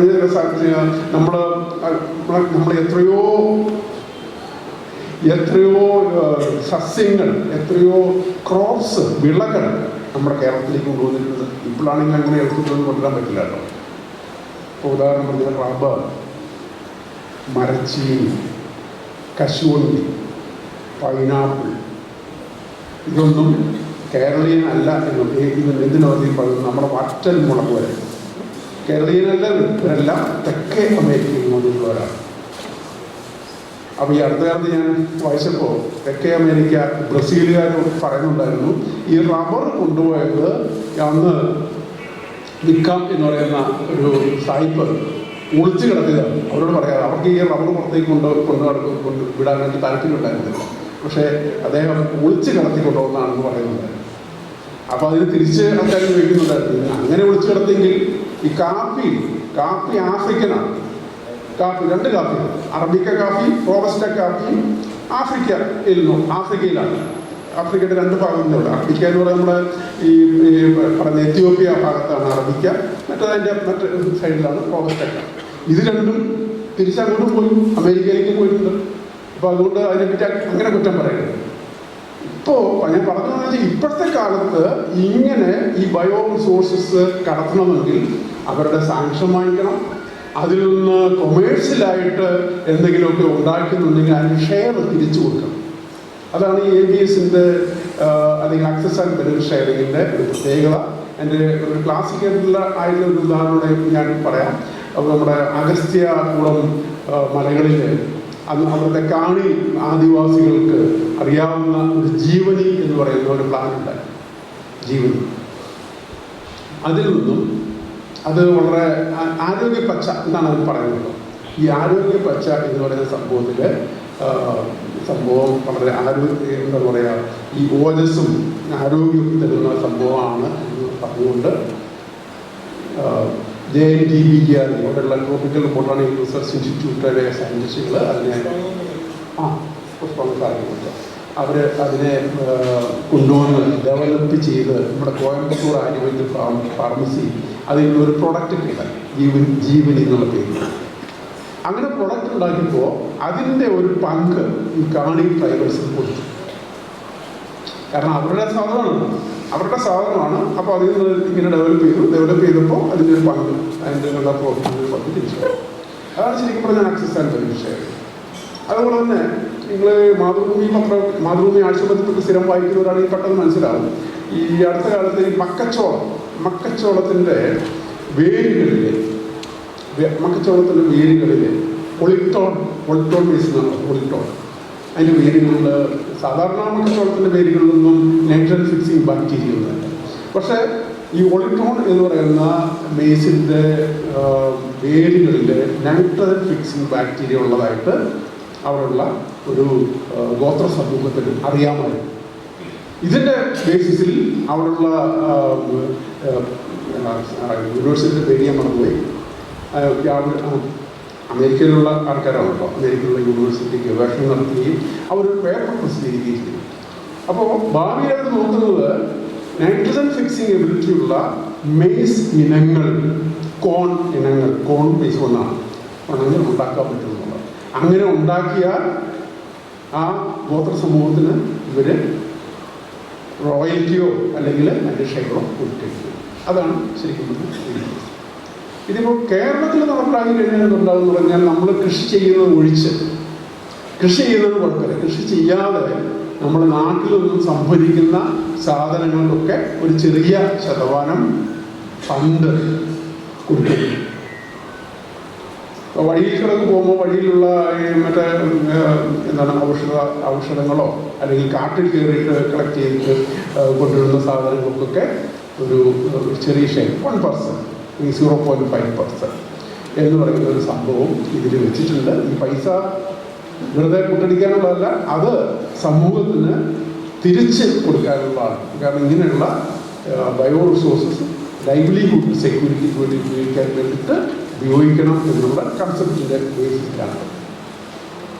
അതിന് നഗോയ പ്രോട്ടോകോൾ, നേരത്തെ പറഞ്ഞ കൺവെൻഷണൽ ബയോഡൈവേഴ്സിറ്റി ഞാൻ പറഞ്ഞല്ലോ, അതിൻ്റെ ഒരു സബ്സിഡറി പ്രോട്ടോകോൾ കൂടി ഉണ്ടായിട്ട് നഗോയ എന്ന് പറയുന്നത് ജപ്പാനിലെ ഒരു സ്ഥലമാണ്. നഗോയ പ്രോട്ടോകോൾ പ്രകാരം 2014 മുതൽ പ്രാപിക്കുന്നു. 2014 മുതൽ നഗോയ പ്രോട്ടോകോൾ പ്രകാരം ഇതിന് എങ്ങനെ ഷെയർ ചെയ്യും എന്നുള്ള കാര്യങ്ങളൊക്കെ വെച്ചിട്ടുണ്ട്.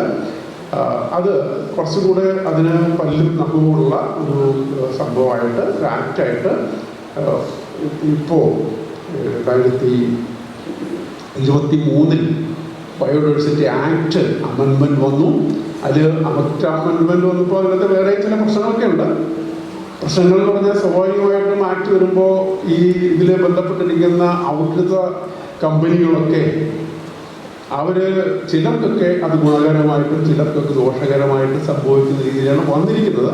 പക്ഷെ സംഭവം മൊത്തത്തിൽ നോക്കുമ്പോൾ ഈ കേരളത്തെ സംബന്ധിച്ചോളം നമുക്ക് ഈ ABS എന്ന് പറയുന്ന ആക്സസ് ആൻഡ് ബെനിഫിറ്റ് ഷെയറിംഗ് നടപ്പിലാക്കാൻ പറ്റുന്ന ഒരു രീതിയിലാണ് വന്നിരിക്കുന്നത്. ഓക്കെ, സമയം നോക്കാം. ഞാൻ ഈ ബയോഡൈവേഴ്സിറ്റി എന്ന് പറയുമ്പോൾ ബയോഡൈവേഴ്സിറ്റി മാത്രമല്ല, ബയോഡൈവേഴ്സിറ്റി എന്ന് പറഞ്ഞാൽ അഗ്രോ ബയോഡൈവേഴ്സിറ്റിയാണ്, ഫോറസ്റ്റ് ബയോഡൈവേഴ്സിറ്റി വരും, അക്വാട്ടിക് ബയോഡൈവേഴ്സിറ്റി വരും, ഫിഷ് ബയോഡൈവേഴ്സിറ്റി. അപ്പോൾ ഈ അഗ്രോ ബയോഡൈവേഴ്സിറ്റിയാണ് നമ്മൾ കൂടുതലായിട്ട് ചർച്ച ചെയ്യപ്പെടുന്നത്. കാരണം ആൾക്കാർക്ക്, ജനങ്ങൾക്ക് ഏറ്റവും കൂടുതൽ മനസ്സിലാവുന്ന ഒരു കാര്യമാണ് ഈ അഗ്രോ ബയോഡൈവേഴ്സിറ്റി. നമ്മൾ പറയാറുണ്ട് 1900-ന് ശേഷം കാർഷിക ജൈവ വൈവിധ്യം ഭയങ്കരമായ തോതിൽ അഫക്റ്റഡായി എന്ന് പറയാറുണ്ട്. അതിന് കാരണങ്ങളുണ്ട്. കാരണം ഈ കൃഷി എന്ന് പറയുന്ന സംഭവത്തിൽ ഇടപെടാൻ കാർഷിക ശാസ്ത്രജ്ഞന്മാരോ അല്ലെങ്കിൽ സയൻസോ ഇടപെടാൻ തുടങ്ങിയിട്ട് അതിൽ കാലമൊന്നും ആയിട്ടില്ല. നമുക്കറിയാം, കർഷകരാണ് അതിലെ ശാസ്ത്രജ്ഞന്മാർ. അവരാണ് സെലക്ഷനൊക്കെ നടത്തിക്കൊണ്ടിരുന്നത്. കൃഷി ചെയ്യുന്നു, 1.25 ലക്ഷം ഇനങ്ങൾ ഇപ്പോൾ ഇറിയിൽ സ്റ്റോർ ചെയ്യുമെന്ന് ഞാൻ പറഞ്ഞു. പക്ഷേ ഈ 1.25 ലക്ഷം ഇനങ്ങളും കർഷകർ കൃഷി ചെയ്യുന്നു. കർഷകരെ സംബന്ധിച്ചോളം അവ ഏറ്റവും കൂടുതൽ വിളവ് കിട്ടുന്ന, അല്ലെങ്കിൽ അവരുടെ എന്തെങ്കിലും കുഴപ്പങ്ങൾ, പ്രത്യേകിച്ച് pH അസിഡിറ്റി കൂടുതലുള്ള സ്ഥലങ്ങൾക്ക് യോജിച്ച, അല്ലെങ്കിൽ സലൈനിറ്റി കൂടുതലുള്ള, പൊക്കാളി ഇനങ്ങൾ, പൊക്കാളി മാത്രമേ ചെയ്യാൻ പറ്റുള്ളൂ, അത് വേറെ സ്ഥലത്ത് കൊണ്ട് ചെയ്യാൻ പറ്റില്ല. അപ്പം അങ്ങനെ ലോക്കലി സൂട്ടബിൾ ആയിട്ടുള്ള വെറൈറ്റീസ് മാത്രമേ അവിടെ ചെയ്യാൻ പറ്റുള്ളൂ. സെലക്ഷൻ പ്രോസസ്സ് അവിടെ. ബാക്കിയുള്ളത് കർഷകർ വെറുതെ കളയുന്നുണ്ടോ. അങ്ങനെ കളയാതിരിക്കാനും ഭാവിയിൽ ചിലപ്പോൾ നമുക്ക് ഉപകാരപ്പെട്ടേക്കാം. അതായത് കാലാവസ്ഥ മാറ്റം ഇങ്ങനെ നമ്മൾ നോക്കിയിരിക്കുകയാണ്. നമുക്ക് ഒരുപക്ഷെ ഭാവിയിൽ ഈ എന്താണ് സംഭവിക്കാമെന്ന് നമുക്ക് അറിഞ്ഞുകൂടല്ലോ. ചൂട് കൂടുന്ന ഒരു സിറ്റുവേഷനിൽ ചൂടിനെ പ്രതിരോധിക്കുന്ന തരത്തിലുള്ളൊരു വെറൈറ്റി വേണമെങ്കിൽ അതിൻ്റെ ജീൻ ചിലപ്പോൾ ചില ഇനങ്ങളിൽ കണ്ടേക്കാം. അപ്പോൾ അത് അങ്ങനെ ഉണ്ടോ എന്ന് കണ്ടുപിടിക്കണമെങ്കിൽ ഈ ഇനങ്ങളെ കൺസർവ് ചെയ്തെടുക്കുക. അതിനുള്ള പരിപാടികളാണ് ഇപ്പോൾ ലോക സമൂഹം ചെയ്തു വെച്ചിരിക്കുന്നത്. അപ്പോൾ അത് വളരെ വിശദമായ രീതിയിൽ കാർഷിക ജൈവ വൈവിധ്യം സംരക്ഷിക്കാനുള്ള നടപടികൾ ലോകത്ത് നടക്കുന്നുണ്ട്. ഈ റൈസിൻ്റെ മാത്രമല്ല, ഇങ്ങനെ ഓരോ ഇനത്തിൻ്റെയും, പ്രത്യേകിച്ച് സ്വാൾബാർഡ് ഇന്റർനാഷണൽ എന്ന് പറയുന്നത് സ്വീഡനിൽ ഒരു പരിപാടി, 4.5 മില്യൺ 45 ലക്ഷത്തോളം ഇനങ്ങൾ അവിടെ സംരക്ഷിക്കാൻ പറ്റുന്ന ഒരു സംഭവം അവിടെ ഉണ്ടാക്കിയിട്ടുണ്ട്. അവിടെ ഡ്യൂപ്ലിക്കേറ്റ് ആണ് സർട്ടിഫിക്കറ്റ്, ഡ്യൂപ്ലിക്കേറ്റ്. ഇപ്പോൾ ഓരോ രാജ്യത്തിനും പ്രത്യേക ജാംബ്ലാസ് ഒക്കെ ഉണ്ടാവും. പക്ഷെ അവിടെ ഒരു യുദ്ധം വരുന്നു, അല്ലെങ്കിൽ അതേപോലെ ഒരു നാച്ചുറൽ കലാമിറ്റി വന്നത് നശിച്ചു പോയി കഴിഞ്ഞാൽ എവിടെയെങ്കിലും ഉണ്ടാകണം എന്നുള്ള വിചാരത്തിൽ സ്വാൾ ബോർഡ് എന്ന് പറയുന്ന അവിടെ നമുക്ക് സംഭവിച്ചു. നമ്മൾ ഇന്ത്യ പോലെ അവിടെ കൊണ്ടുപോയി വെച്ചിട്ടുണ്ട് സാധനം, ജനങ്ങൾ കൊണ്ടുപോയി വെച്ചിട്ടുണ്ട്. ഇവിടെ എന്തെങ്കിലും ഉണ്ടായിക്കഴിഞ്ഞാൽ, ഇവിടെ എന്തെങ്കിലും ഒരു പ്രശ്നം ഉണ്ടായിക്കഴിഞ്ഞാൽ ആ ജനങ്ങൾ നശിച്ചു പോയാൽ നമുക്ക് അവിടെ പോയി പിന്നെ എടുക്കാം, അല്ല വെറുതെ കൂടെ കയറി എടുക്കാൻ പറ്റുന്നൊരു സംഭവം. ഇതേപോലൊരു സാധനം ഇന്ത്യയും തുടങ്ങിയിട്ടുണ്ട്. ഇന്ത്യ അല്ലാതെ തന്നെ നമുക്കിവിടെ NBPK, national bureau of plant resources എന്ന് പറയുന്ന ഒരു സംഭവം ന്യൂഡൽഹി, അതിൻ്റെ ഹെഡ്ക്വാർട്ടേഴ്സ് നമ്മുടെ തൃശ്ശൂർ, അതിൻ്റെ സബ് സെൻറ്റർ എന്ന രീതിയിൽ ഉണ്ട്. സസ്യ ഇനങ്ങൾ സംരക്ഷിക്കാനുണ്ട്, അതുപോലെ ജന്തുക്കളുടെ ഉണ്ട്, അഗ്രികൾച്ചർ ഇമ്പോർട്ടൻ്റ് ആനിമൽസിൻ്റെ മൈക്രോ ഓർഗാനിസത്തിൻ്റെ ഉണ്ട്, അതുപോലെ തന്നെ ഈ ഹണി ബീസിൻ്റെയൊക്കെ സംരക്ഷിക്കാനുള്ള സംവിധാനങ്ങൾ നമ്മളിവിടെ ചെയ്തിട്ടുണ്ട്. ഇതോടൊപ്പം തന്നെ ലഡാക്കിൽ, ജമ്മു കാശ്മീരിൻ്റെ ഏറ്റവും മുകളിലുള്ള ലഡാക്കിൽ ഒരു ഇന്ത്യൻ സീഡ് വോൾട്ട് പത്തായം എന്ന് പറഞ്ഞു ചെയ്യുന്നതായിരിക്കും നല്ലത്. വിത്തിൻ്റെ പത്തായം. പഴയകാലത്ത് നമ്മുടെ വീടുകളിൽ അറയും നിരയുള്ള പത്തായങ്ങളൊക്കെ ഉണ്ടായിരുന്നത്. അങ്ങനെയുള്ള പത്തായം നമ്മൾ ചെയ്യുന്നു കൃഷിയുമായി.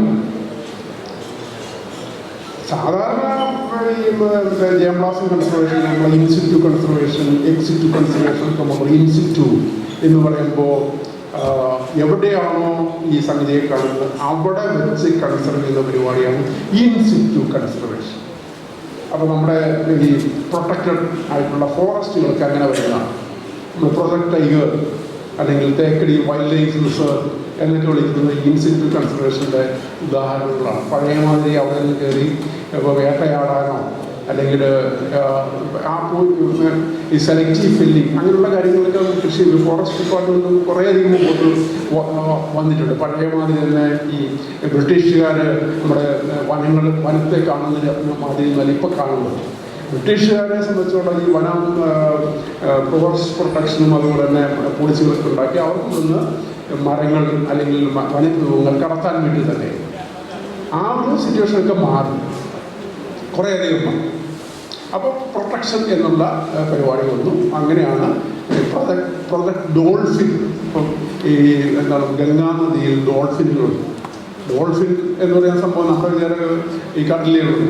ഗാംഗറ്റിക് ഡോൾഫിൻ എന്ന് പറയുന്നത് അതിനുവേണ്ടി ഒരു പ്രോജക്റ്റ് തന്നെ, പ്രൊജക്ട് ഡോൾഫിൻ.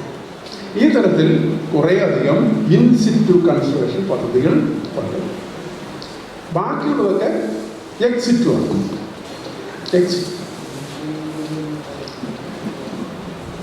എക്സിറ്റു എന്ന് പറയുമ്പോൾ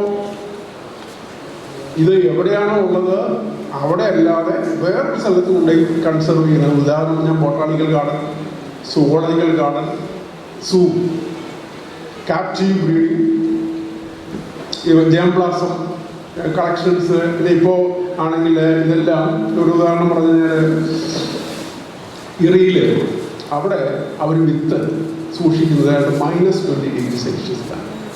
-20°C വിത്ത് സൂക്ഷിച്ചാൽ അതങ്ങനെ കൽപ്പാന്ത കാലത്തോടൊന്നും ഈ വയബിലിറ്റി ആയിട്ട് നിൽക്കില്ല. അപ്പോൾ എന്ത് ചെയ്യും? ഒരു 10 വർഷം കഴിയുമ്പോൾ അതിനെ കുറച്ച് സാമ്പിൾ എടുത്ത് പുറത്തേക്ക് പരിശോധിച്ച് നോക്കും എത്ര വയബിലിറ്റി ഉണ്ട്. 50% കുറവാണെങ്കിൽ അത് പുറത്ത് ഒന്ന് റേസ് ചെയ്യും. പുറത്ത് പറമ്പിൽ അതിനെ നട്ട് വീണ്ടും വിത്തുണ്ടാക്കി തിരിച്ച് പഴയ സ്ഥലത്ത് അങ്ങനെയാണ് ചെയ്യുന്നത്. അതല്ലാതെ ഈ 1.25 ലക്ഷം വിത്ത് എല്ലാ വർഷവും പറമ്പിൽ കൃഷി ചെയ്ത് അത് മെതിച്ച് സൂക്ഷിക്കുക എന്നുള്ളത് ഹെർക്കൂലിയൻ ടാസ്ക്.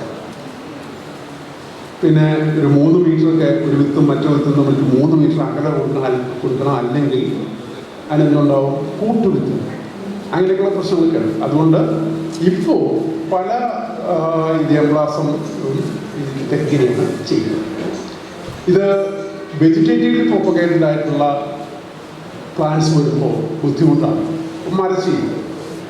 മരച്ചീനി എങ്ങനെ സംരക്ഷിക്കാമെന്ന് ചോദിച്ചാൽ മരച്ചീനി ഇങ്ങനെയൊന്നും സംരക്ഷിക്കാൻ പറ്റില്ല. മരച്ചീനി എന്നുള്ളത് വെജിറ്റേറിയൻ പ്രൊപ്പഗേറ്റഡ് ആണ്. വിത്തില്ല, വിത്തുണ്ട്, പക്ഷെ ആ വിത്ത് സംരക്ഷിച്ചിട്ട് കാര്യമില്ല. കാരണം ആ വിത്തെന്ന് പറഞ്ഞാൽ അതിൻ്റെ വിത്തിട്ട് കഴിഞ്ഞാൽ ഒരു കപ്പ മുളച്ചു കൊണ്ടുപോലും അതിന് പേരൻറ്റുമായിട്ടൊന്നും യാതൊരു ബന്ധവുമില്ലാത്തതാണ്. അതുപോലെ തന്നെ ഇപ്പം കുരുമുളക് ഇതിലൊന്നും ഈ വിത്ത് അല്ല അതിൻ്റെ പ്രൊപ്പഗേഷന് ഇത്തരം സംഗതികളിൽ ഈ പ്രിസർവേഷൻ എന്നുള്ളത് വളരെ ബുദ്ധിമുട്ട് പിടിച്ച പരിപാടിയാണ്. മിക്കവാറും ഫീൽഡിൽ തന്നെ നമുക്ക് ചെയ്യേണ്ടി വരും. അതാണ് അതിലെ വലിയൊരു ബുദ്ധിമുട്ടായിട്ട് ആൾക്കാർ പറയുന്നത്. മറ്റ് പ്രകൃതിദത്തമായ പ്ലാന്റ്സിനെ സംബന്ധിച്ചിടത്തോളം ഇപ്പോൾ ഫിഷൊക്കെ ആണെങ്കിൽ സാധാരണ ശുദ്ധജലത്തിലൊക്കെ ഇതിനെ പ്രിസർവ് ചെയ്യേണ്ടി വരും. അപ്പോൾ ഈ കാട് ഫോറസ്റ്റ് സ്പീഷീസുകൾ അല്ലെങ്കിൽ നമ്മൾ സ്വാഭാവികമായിട്ടുള്ള സ്പീഷീസുകളൊക്കെ അവിടെ തന്നെ സംരക്ഷിക്കുകയും നിവർത്തിയുള്ളൂ. ഇപ്പം പിന്നെ നമ്മുടെ JNTBGR Jawaharlal Nehru tropical botanical research ഇൻസ്റ്റിറ്റ്യൂട്ടിൽ അവർ ചെയ്യുന്നതും കൺസർവേഷൻ്റെ ഭാഗം തന്നെയാണ്. ഇതുപോലെ എൻഡേഞ്ചേർഡ് അല്ലേ, ഇത് പറയുമ്പോൾ ഈ IUCN-ൻ്റെ ഒരു ക്ലാസിഫിക്കേഷനൊക്കെ ഉണ്ട്, ചിലർക്കൊക്കെ അറിയാമായിരിക്കും. അതിൽ extinct in the wild, critically endangered, vulnerable ഇതൊക്കെ പറഞ്ഞിട്ടുള്ള കുറേ ക്ലാസിഫിക്കേഷൻ ഉണ്ട് കേട്ടോ. Nearly threatened, data deficient, not evaluated ഇതൊക്കെ പറഞ്ഞിട്ടുള്ള അതിൽ ഏറ്റവും കുഴപ്പം പിടിച്ചത് ഏറ്റവും മുകളിലുള്ള എക്സ്റ്റിങ്ക്ട് എന്ന് പറയാൻ പിന്നെ ഇല്ല. ഇപ്പോൾ ദിനോസർ എക്സ്റ്റിങ്ക്ട് ആയിപ്പോയി. പിന്നെ ഉളി മാമസ് ഏതാണ്ട് 160 കോടി വർഷങ്ങളോളം ഈ ലോകത്തുണ്ടായ സാധനമാണ് ഈ പറയുന്ന ദിനോസർ. ദിനോസർ എങ്ങനെ എക്സ്റ്റിങ്ക്ട് ആയി എന്ന് ചോദിച്ചു കഴിഞ്ഞാൽ അതിൽ മനുഷ്യനൊന്നും കഴിയില്ല. ആ സമയത്ത് മനുഷ്യനില്ല. ഇവിടെ ഒരു ആസ്ട്രോയിഡ് വന്നിടിച്ചിട്ടാണ് ഈ പറയുന്ന പോയെന്നാണ് പറയുന്നത്. ദിനോസാറുകൾ ഇവിടുന്ന് ഇല്ലാണ്ടായിരുന്നു. ഇതിനെ സംബന്ധിച്ച് ഈ ദിനോസാറിൻ്റെ കാര്യം പറഞ്ഞപ്പോഴാണ് 2 വർഷം മുമ്പ് ഈ COP26 ബന്ധപ്പെട്ട് ഈ യുണൈറ്റഡ് നേഷൻസ് ഒരു ചെറിയ ഒരു 2 മിനിറ്റുള്ള ഒരു ഡോക്യുമെൻ്ററി ഇറങ്ങിയിട്ടുണ്ടായി. അതിൽ ഈ ദിനോസാർ വന്നിട്ട് മനുഷ്യനോട് പ്രസംഗിക്കുന്നതായിട്ടാണ്. ദിനോസാർ പറയുന്നത് ഞങ്ങൾ എക്സ്റ്റിങ്ക്റ്റ് ആകാൻ കാരണം ഒരു ആസ്ട്രോയിഡിൻ്റെ കഥയെങ്കിലും ഞങ്ങൾക്ക് പറയാനായിട്ട്. നിങ്ങളിങ്ങനെ പോയാൽ നിങ്ങൾ എക്സ്റ്റിങ്ക്റ്റ് ആകുന്നതാണ്. അത് ഹോമോസാപ്പിയൻസ് ലോകത്തുനിന്ന് എക്സ്റ്റിങ്ക്റ്റ് ആയേക്കാം. അതിന് നിങ്ങൾക്ക് പറയാൻ കാരണമൊന്നും ഉണ്ടാവില്ല, കാരണം നിങ്ങളുടെ ചെയ്തു തന്നെയില്ല. അതിനുശേഷം ഈ പറയുന്ന ഉള്ളിമാമത്ത് പിന്നെ മനുഷ്യൻ ഇടപെട്ട് എക്സ്റ്റിങ്ക്റ്റ് ആക്കിയ 2 ജീവികൾ കൂടിയുണ്ട്. 2 കുറേ ഉണ്ട്. അതിൽ വളരെ സെലിബ്രേറ്റഡ് എക്സാമ്പിൾ എന്ന് പറയുന്നത് പാസഞ്ചർ പീജിയൻ, ഡോഡോ 2 പക്ഷികളാണ്. വലിയ പക്ഷികൾ, ധാരാളം മാംസമൊക്കെ ഉള്ള പക്ഷികളായിരുന്നു. ഇവയെ മനുഷ്യൻ കൊന്നു ഇല്ലാണ്ടാക്കിയത്. Watching, hunting, over hunting. അതിനൊക്കെ ശേഷം ഈ നമ്മുടെ ഇന്ത്യയിൽ നമ്മൾ ഈ ഹണ്ടിങ് മൊത്തത്തിൽ നിരോധിച്ചു. പക്ഷെ ചില രാജ്യങ്ങളിൽ റെഗുലേറ്റഡ് ഹണ്ടിങ് ഉണ്ട്. ആസ്ട്രേലിയയിൽ കങ്കാരുവിനെ കൊല്ലാം, പക്ഷെ അത് വ്യക്തമായ നിയമങ്ങളുടെ അടിസ്ഥാനത്തിലേക്ക് കൊല്ലാൻ പറ്റും. അമേരിക്കയിലാണെങ്കിൽ അവിടെ മാനുകളെ വളർത്തി കൊല്ലാൻ വേണ്ടി ചെയ്യുന്ന പരിപാടികളുണ്ട്. പക്ഷെ ഇവിടെ ഇന്ത്യയിലെ കുഴപ്പമെന്ന് പറഞ്ഞാൽ നമുക്ക് ഈ റെഗുലേഷൻ മെക്കാനിസം നമ്മൾ എവിടെയും കയറി ഇടപെടുന്ന കക്ഷികളായതുകൊണ്ടാണ് പലപ്പോഴും നമ്മൾ സംഭവിച്ചു കൊടുക്കാറുണ്ട്. ഇവിടെ കാട്ടുപന്നീനെ വെടിവെച്ചിടുന്നത് പലരും ചോദിക്കാറുണ്ട്. ഈ കാട്ടുപന്നീനെ തിന്നാൻ അനുവദിച്ച് കൂടെ? തിന്നാൻ അനുവദിച്ചു കഴിഞ്ഞാൽ നമ്മുടെ ആശാന്മാരാണ് അത്. അപ്പോൾ അതുകൊണ്ടാണ് വനംവകുപ്പുകാർ ഞാൻ ഒന്നുള്ള പ്രാവശ്യം അവരോട് ചോദിച്ചതാണ്. കാരണം ഇവിടെ ഒന്നും നമുക്ക് തുറന്നു വെച്ച് കഴിഞ്ഞാൽ അവർ നമ്മുടെ ആൾക്കാർ അതിൻ്റെ അപ്പുറം പോകും. അപ്പോൾ ഈ നമ്മുടെ ബയോഡൈവേഴ്സിറ്റിയുമായിട്ട് ബന്ധപ്പെട്ട ഈ കാലാവസ്ഥ മാത്രമല്ല, നമ്മളിപ്പോൾ പറഞ്ഞു കേൾക്കുന്ന ഈ ഹ്യൂമൻ അനിമൽ കോൺഫ്ലിക്റ്റ് അല്ലേ. ഇപ്പോൾ 2-3 ദിവസങ്ങളായിട്ട് വയനാട്ടിൽ കൂടി പക്ഷിക്കാർക്ക് നടക്കുന്നൊരു കുഴപ്പമുണ്ടാവില്ല അല്ലേ. പക്ഷിക്കാർക്ക് വനംവകുപ്പുകാർക്ക് അതിൽ നടക്കാൻ വലിയ ബുദ്ധിമുട്ടുണ്ട്. ഈ ഹ്യൂമൻ അനിമൽ കോൺഫ്ലിക്റ്റ് വലിയൊരു ഇഷ്യൂ ആണ്. ഗവൺമെൻറ് കോടിക്കണക്കിന് രൂപ അതിനുവേണ്ടി മാറ്റി വെച്ചിട്ടുണ്ട്. എന്തുപോലെ അവർ ഉണ്ടാവുന്നു? കാരണങ്ങൾ പലതുണ്ട് അല്ലേ. മനുഷ്യൻ, ഈ അനിമൽസ്. അപ്പോൾ അത് പറയുമ്പോഴത്തേക്ക് നമ്മൾ ഈ കാരിയിങ് കപ്പാസിറ്റി എന്ന് പറയുന്ന ഒരു ടേബിളിനെ കുറിച്ച് അല്ലെങ്കിൽ അതിനെക്കുറിച്ചുകൂടെ നമ്മൾ പഠിക്കേണ്ടി വരും. അതായത് ഒരു പ്രത്യേക മേഖല, ഒരു കാര്യമുണ്ട് കേട്ടോ, നമ്മുടെ ഈ ഇന്ത്യയിൽ അല്ലെങ്കിൽ കേരളത്തിൽ ഇതുമായിട്ട് ബന്ധപ്പെട്ട നമ്മുടെ പല നിയമങ്ങളും, വനം ആയിട്ട് ബന്ധപ്പെട്ട പല നിയമങ്ങളും നമുക്ക് അതേപടി വലിയ കുഴപ്പമില്ല. ഈ അടുത്ത കാലത്ത് ഇതിനു മുമ്പ് കോച്ചിങ്ങും കയ്യേറ്റവും പരിപാടികളൊക്കെ ഉണ്ടായിരുന്നു. പക്ഷേ ഇപ്പോൾ അതിൻ്റെ കഥകൾ നമ്മൾ കേൾക്കുന്നില്ല. കാരണം അവിടെ കുറച്ച് കാര്യക്ഷമമായിട്ട് നിയമങ്ങൾ നടപ്പിലാക്കപ്പെടുന്നു. അതുകൊണ്ടാണ് നമ്മൾ കേരളത്തിൻ്റെ ഏതാണ്ട് 55% ട്രീ കവർ എന്നാണ് പറയുന്നത്. വനം എന്നല്ല കേട്ടോ, കേരളത്തിൽ 55% ട്രീ കവർ. ഇന്ത്യ എടുത്താൽ 24%. അപ്പോൾ ട്രീ കവർ എന്ന് പറഞ്ഞാൽ എന്താണ് ഉദ്ദേശിക്കുന്നത്? നമ്മുടെ റബ്ബറും ഒക്കെ ട്രീ കവറിൽ പെട്ടു. റബ്ബറും തെങ്ങും ഒക്കെ ട്രീ കവറിൽ പെടുത്തിയിട്ടാണ് അത് പറയുന്നത്. ട്രീ കവർ ആക്ച്വലായിട്ടുള്ള വനം എത്രയാണെന്ന് വെച്ച് കഴിഞ്ഞാൽ വില്ലേജ് പേപ്പർ പ്രകാരം 30% ഉണ്ട്. പക്ഷേ 30% ശരിക്കുള്ള വനമില്ല എന്നുള്ളതാണ്. 30% വില്ലേജ് പേപ്പേഴ്സ് പ്രകാരം 30%. ട്രീ കവറാണ് 30%. ഇത്രയെങ്കിലും ഉണ്ടല്ലോ എന്ന് വിചാരിക്കും. അപ്പോഴത് തന്നെ കൃത്യമായിട്ടുള്ള വന നിയമങ്ങൾ നടപ്പിലാക്കപ്പെടുന്നതുകൊണ്ട് മാത്രമാണ്. പക്ഷെ ഇവിടെ സംഭവം എന്ന് പറഞ്ഞാൽ നമ്മുടെ മനുഷ്യന്റെ കയ്യിൽ ഒതുങ്ങാത്ത കുറേ അധികം സംഭവങ്ങൾ നടക്കുന്നു. Invasive organism, alien invasive organism, അല്ലെങ്കിൽ ഇൻവേസീവ് അലീൻ IAS എന്ന് പറഞ്ഞ് ചുറ്റി പറയും. Invasive alien species. പുറത്തു നിന്നും നമ്മൾ കുറേ അധികം വിളകൾ കൊണ്ടുവന്നു ഞാൻ പറഞ്ഞു. അതേപോലെ തന്നെ നമുക്ക് വേണ്ടാത്ത കുറേ അധികം സംഭവങ്ങൾ അറിഞ്ഞോ അറിയാതെയോ ഇവിടെ വന്നുകൊണ്ടിരിക്കും. അപ്പോൾ ഇവിടെ കൊണ്ടുവന്നത് ഓർണമെന്റൽ പ്ലാന്റായിട്ട് കൊണ്ടുവന്ന സാധനം, ഓർണമെന്റൽ പ്ലാന്റായിട്ട് കൊണ്ടുവന്നപ്പോൾ നമുക്ക് അറിയില്ല. അത് ഭയങ്കരമായിട്ട് സ്പ്രെഡ് ചെയ്യും.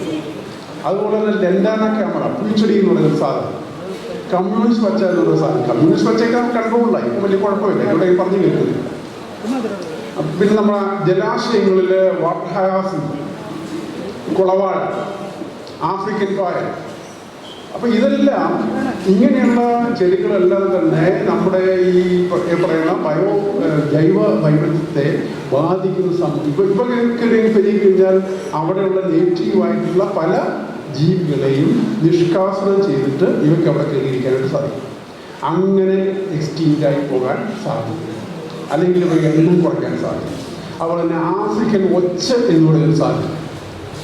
ആഫ്രിക്കൻ ഒച്ച ജീവികളുടെ ധാരാളം പെസ്റ്റുകൾ മറ്റ് സാധാരണ പ്ലാന്റ്സിനോടൊപ്പം തന്നെ ക്രോപ്സിനോടൊപ്പം തന്നെ ഇങ്ങോട്ടേക്ക് വന്ന സാധനങ്ങൾ. ഇങ്ങനെയൊക്കെ വലിയൊരു ഇൻവേസീവ് അലീൻ സ്പീഷീസുകൾ വലിയൊരു പ്രശ്നമായിട്ട് ഇരിക്കുകയാണ്.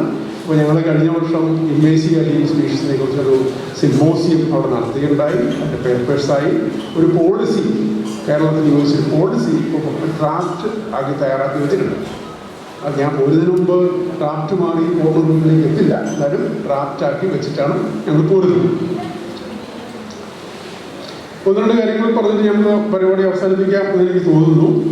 അപ്പോൾ ഈ ക്ലൈമറ്റ് ചേഞ്ചിനെ കുറിച്ച് പറയുന്ന സംഭവം നടന്നതിൽ ഇപ്പോൾ ഇതിനിടയ്ക്ക് ഈ വൺ ഹെൽത്ത് എന്ന് പറയുന്ന പരിപാടിയും ഇത് എല്ലാം തമ്മിൽ ബന്ധപ്പെട്ടൊരു സാധനമാണ് കേട്ടോ. ഏകാരോഗ്യം ഏകലോകം. നമ്മുടെ ഈ കേരള സയൻസ് കോൺഗ്രസ് കാസർഗോഡ് വെച്ച് നടത്തിയത് മനസ്സിലായിട്ടുണ്ട്. കേരള സയൻസ് കോൺഗ്രസ് കാസർഗോഡ് വെച്ചിട്ടാണ് അവരുടെ തീം വൺ ഹെൽത്ത് എന്നുള്ളതായിരുന്നു. നമ്മുടെ ഇക്ബാൽ സാറിന് ഒരു പേപ്പറൊക്കെ ഉണ്ടായിരുന്നു. അപ്പോൾ എന്താണ് വൺ ഹെൽത്ത്? അതായത് മനുഷ്യൻ, മൃഗങ്ങൾ, പരിസ്ഥിതി, ഇവ മൂന്നും തമ്മിൽ ബന്ധമുണ്ട്. അല്ലെങ്കിൽ ഇവയുടെ മൂന്നിൻ്റെ ആരോഗ്യം,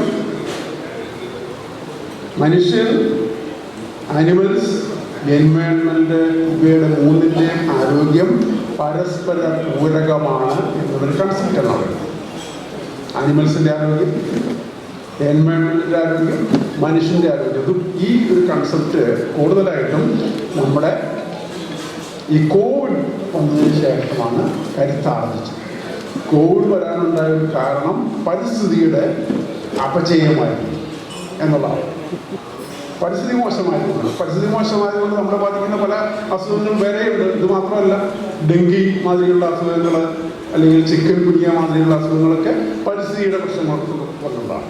അപ്പം ഈ 3 കാര്യങ്ങളെയും അഡ്രസ്സ് ചെയ്യുക എന്നുള്ള ഒരു കൺസെപ്റ്റിലാണ് ഈ വൺ ഹെൽത്ത് എന്ന് പറയുന്ന സംഭവങ്ങളൊക്കെ ബുദ്ധി വന്നിരിക്കുന്നത്. അത് പ്രത്യേക ഇൻസ്റ്റിറ്റ്യൂട്ടുകളൊക്കെ ഉണ്ടല്ലോ വൺ ഹെൽത്തുമായിട്ട് ബന്ധപ്പെട്ട് ഗവേഷണം നടത്തുന്നു. ഒരു വൺ ഹെൽത്ത് ഡേ പോലും November 3 one health day, November 3 one health day ആയിട്ട് ആഘോഷിക്കും. അപ്പോൾ ഇത്തരം കാര്യങ്ങളൊക്കെ ലോകത്ത് സംഭവിക്കുന്നുണ്ട്. ഇതെല്ലാം തന്നെ പരിസ്ഥിതിക്കും ജൈവവൈവിധ്യത്തിനും കാലാവസ്ഥ മാറ്റത്തിനും ഒക്കെ ഗുണകരമായ രീതിയിൽ ഒരു ത്രയം ഒന്ന് മാറ്റി നിർത്തി നമുക്ക് കാണാനായിട്ട് സാധിക്കില്ല എന്നുള്ളതാണ്. മനുഷ്യനെ മാറ്റി നിർത്തി കാലാവസ്ഥ മാറ്റവും ബയോഡൈവേഴ്സിറ്റി തമ്മിൽ അഭേദ്യമായിട്ട് ബന്ധപ്പെട്ടിരിക്കുന്നു. ഇവയെല്ലാം തമ്മിലുള്ള പരസ്പര പൂരകമായിട്ടുള്ള ആ ഒരു ബന്ധം നമ്മൾ മനസ്സിലാക്കണം. മാത്രവുമല്ല ഇതിനെയൊക്കെ അതിജീവിക്കാൻ ധാരാളം പ്രോഗ്രാംസ് ചോക്ക് ഔട്ട് ചെയ്തിട്ടുണ്ട്. ചിലത് നിങ്ങൾ മനസ്സിലാക്കിയിട്ടുണ്ടാവില്ല. സസ്റ്റൈനബിൾ ഡെവലപ്മെന്റ് ഗോൾസ്, സുസ്ഥിര വികസന ലക്ഷ്യങ്ങൾ, 17 ലക്ഷ്യങ്ങളുമായിട്ട് 2015 നമ്മൾ തുടങ്ങി. നമ്മുടെ ഇടയിലേക്ക് അധികം എത്തിയിട്ടുണ്ടായിരുന്നു. 2030 ലക്ഷ്യം കാണണമെന്നാണ് പറയുന്നത്. കേട്ട് കഴിഞ്ഞാൽ വളരെ രസകരമല്ല. No poverty, zero hunger, number 1 no poverty, number 2 zero hunger. പിന്നെ ഇതിനകത്ത് life below water, life above terrestrial biodiversity, ഇങ്ങനെ പറഞ്ഞ കുറേ സംഭവങ്ങൾ അതിനകത്തുണ്ട്. ജെൻഡർ, എല്ലാവർക്കും ആരോഗ്യം, എല്ലാവർക്കും ശുദ്ധജലം എന്നൊക്കെ പറഞ്ഞുള്ള 17 സുസ്ഥിര വികസന ലക്ഷ്യങ്ങൾ 2030 ടാർഗറ്റ് നമ്മൾ വെച്ചിട്ടുണ്ട്. UNFCCയിലും കാർബൺ ഡയോക്സൈഡ് കുറയ്ക്കുന്നതിൻ്റെ 50% കുറയ്ക്കുന്നതിൻ്റെ ടാർഗറ്റ് ഒരിക്കലും 2030. എക്കോസിസ്റ്റം റീസ്റ്റോറേഷന് 2021 ഒരു ഡീക്കേഡ് സ്റ്റാർട്ട് ചെയ്തു. അതിൻ്റെ ടാർഗറ്റ് 2030.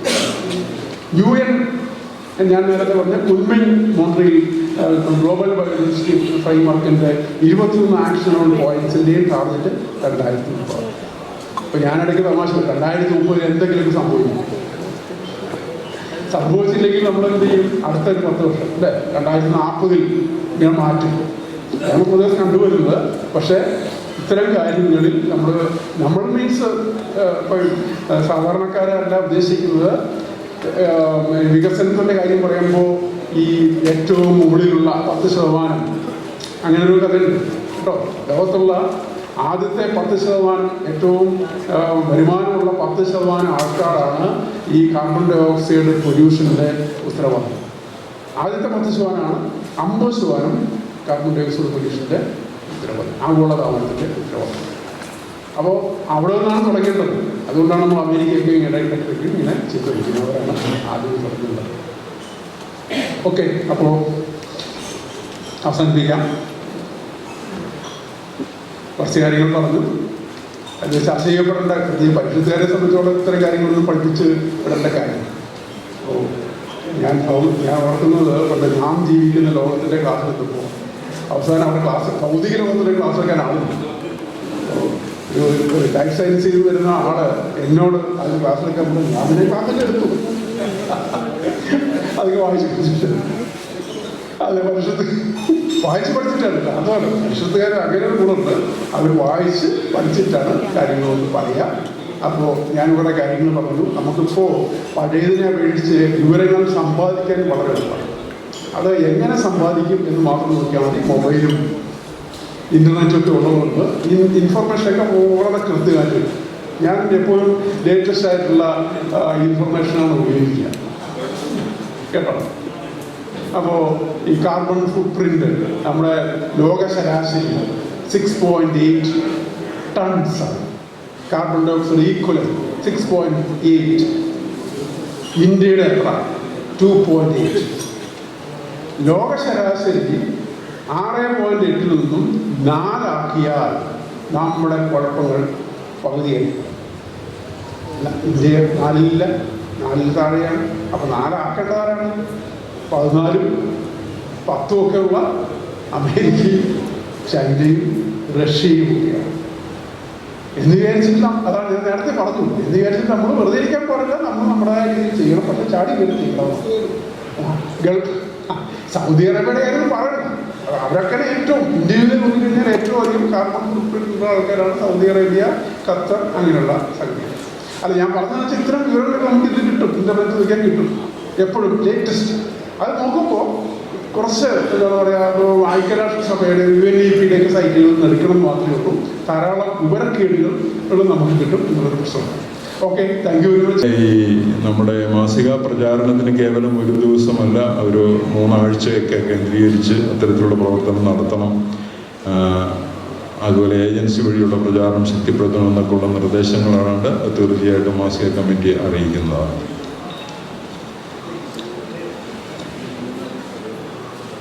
പാറക്കടവ് മേഖലയിൽ നിന്ന് ബ്രഹ്മപുരം സംഭവത്തിൻ്റെ പശ്ചാത്തലത്തിൽ നമ്മുടെ ജില്ലയിൽ നടന്ന പ്രവർത്തനങ്ങളെ സംബന്ധിച്ച് വളരെ കൃത്യമായി ഒന്നുകൂടി രേഖപ്പെടുത്തണമെന്ന് സൂചിപ്പിച്ചിട്ടുണ്ട്. വികസന വിഷയ സമിതിയുടെ ഉപസമിതിയുടെ റിപ്പോർട്ടിൽ കുറെ കൂടി വിശദമായി രേഖപ്പെടുത്തിയിട്ടുണ്ട്. പിന്നെ അതിനപ്പുറം അതിൻ്റെ ഒരു ഇപ്പോഴത്തെ സ്റ്റാറ്റസ് എന്താണ് എന്ന് ചോദിച്ചിട്ടുണ്ട്. സ്വാഭാവികമായിട്ടും സർക്കാർ അത് വളരെ ഗൗരവതരമായൊരു വിഷയമായി ഏറ്റെടുക്കുകയും അതിൻ്റെ തുടർ പ്രവർത്തനം എന്ന നിലയിൽ അത് പരിശോധിക്കാനായി ഓരോ പഞ്ചായത്തിലോ അല്ലെങ്കിൽ നഗരസഭയിലോ അതിന് ബന്ധപ്പെട്ട ഒരു പ്രത്യേക ഉദ്യോഗസ്ഥ സംവിധാനം തന്നെ നിജപ്പെടുത്തി അതുമായി ബന്ധപ്പെട്ട പ്രവർത്തനങ്ങളുമായി മുന്നോട്ട് പോവുകയാണ്. സർക്കാരിൻ്റെ പ്രവർത്തനങ്ങളുമായി ബന്ധപ്പെട്ട കാര്യങ്ങളായതുകൊണ്ട് അതിൻ്റെ കൃത്യമായ കണക്ക് എത്രത്തോളം അത് പൂർത്തിയാകാൻ കഴിഞ്ഞു എന്നുള്ളത് സംബന്ധിച്ചുള്ള വിവരങ്ങൾ ലഭ്യമല്ല. ഓരോ പഞ്ചായത്തുകളും അതിനൊരു കൃത്യമായ ശതമാനം കണക്ക് വെച്ചിട്ട് തന്നെ അവരത് പരിശോധിക്കുകയും മോണിറ്റർ ചെയ്യുകയും ചെയ്യുന്നുണ്ട്. അതിന് ഒരു പ്രത്യേക ഒരു മിഷൻ തന്നെ സർക്കാർ ആരംഭിച്ചിട്ടുണ്ട്. അപ്പോൾ അത്തരത്തിൽ ആ പ്രവർത്തനങ്ങൾ മുന്നോട്ട് പോവുകയാണ്. അതുപോലെ പാറക്കടവ് മേഖല ഉന്നയിച്ച മറ്റ് 1-2 കാര്യങ്ങളുണ്ട്. സംഘടന ഒരു രാഷ്ട്രീയ സാമൂഹിക ഉപകരണമാക്കി മാറ്റാനായിട്ട് അദ്ദേഹം കുറച്ച് കാര്യങ്ങൾ നിർദ്ദേശിച്ചിട്ടുണ്ട്. പ്രത്യേകിച്ച് അത് ഈ നമ്മുടെ പുതിയ സോഷ്യൽ മീഡിയയൊക്കെ ആയിട്ട് ബന്ധപ്പെട്ട് എത്തരത്തിൽ നമുക്ക് കുറെ കൂടി കാര്യക്ഷമമായി അവ ഉപയോഗിക്കാൻ കഴിയും എന്നൊക്കെ പറഞ്ഞുകൊണ്ട് വളരെ വിശദമായ കുറച്ച് നിർദ്ദേശങ്ങൾ അദ്ദേഹം നൽകിയിട്ടുണ്ട്. അത് നമ്മുടെ സംഘടന പ്രത്യേകമായി ചർച്ച ചെയ്യുകയും അതുപോലെ സംഘടനയുടെ നിർവാഹക സമിതിയിൽ അത്തരത്തിലുള്ള ആവശ്യങ്ങൾ ഉന്നയിക്കുകയും ചെയ്യുന്നതാണ്. ഈ ചാനൽ ഷെയർ ചെയ്യുക, സബ്സ്ക്രൈബ് ചെയ്യാൻ മറക്കരുത്.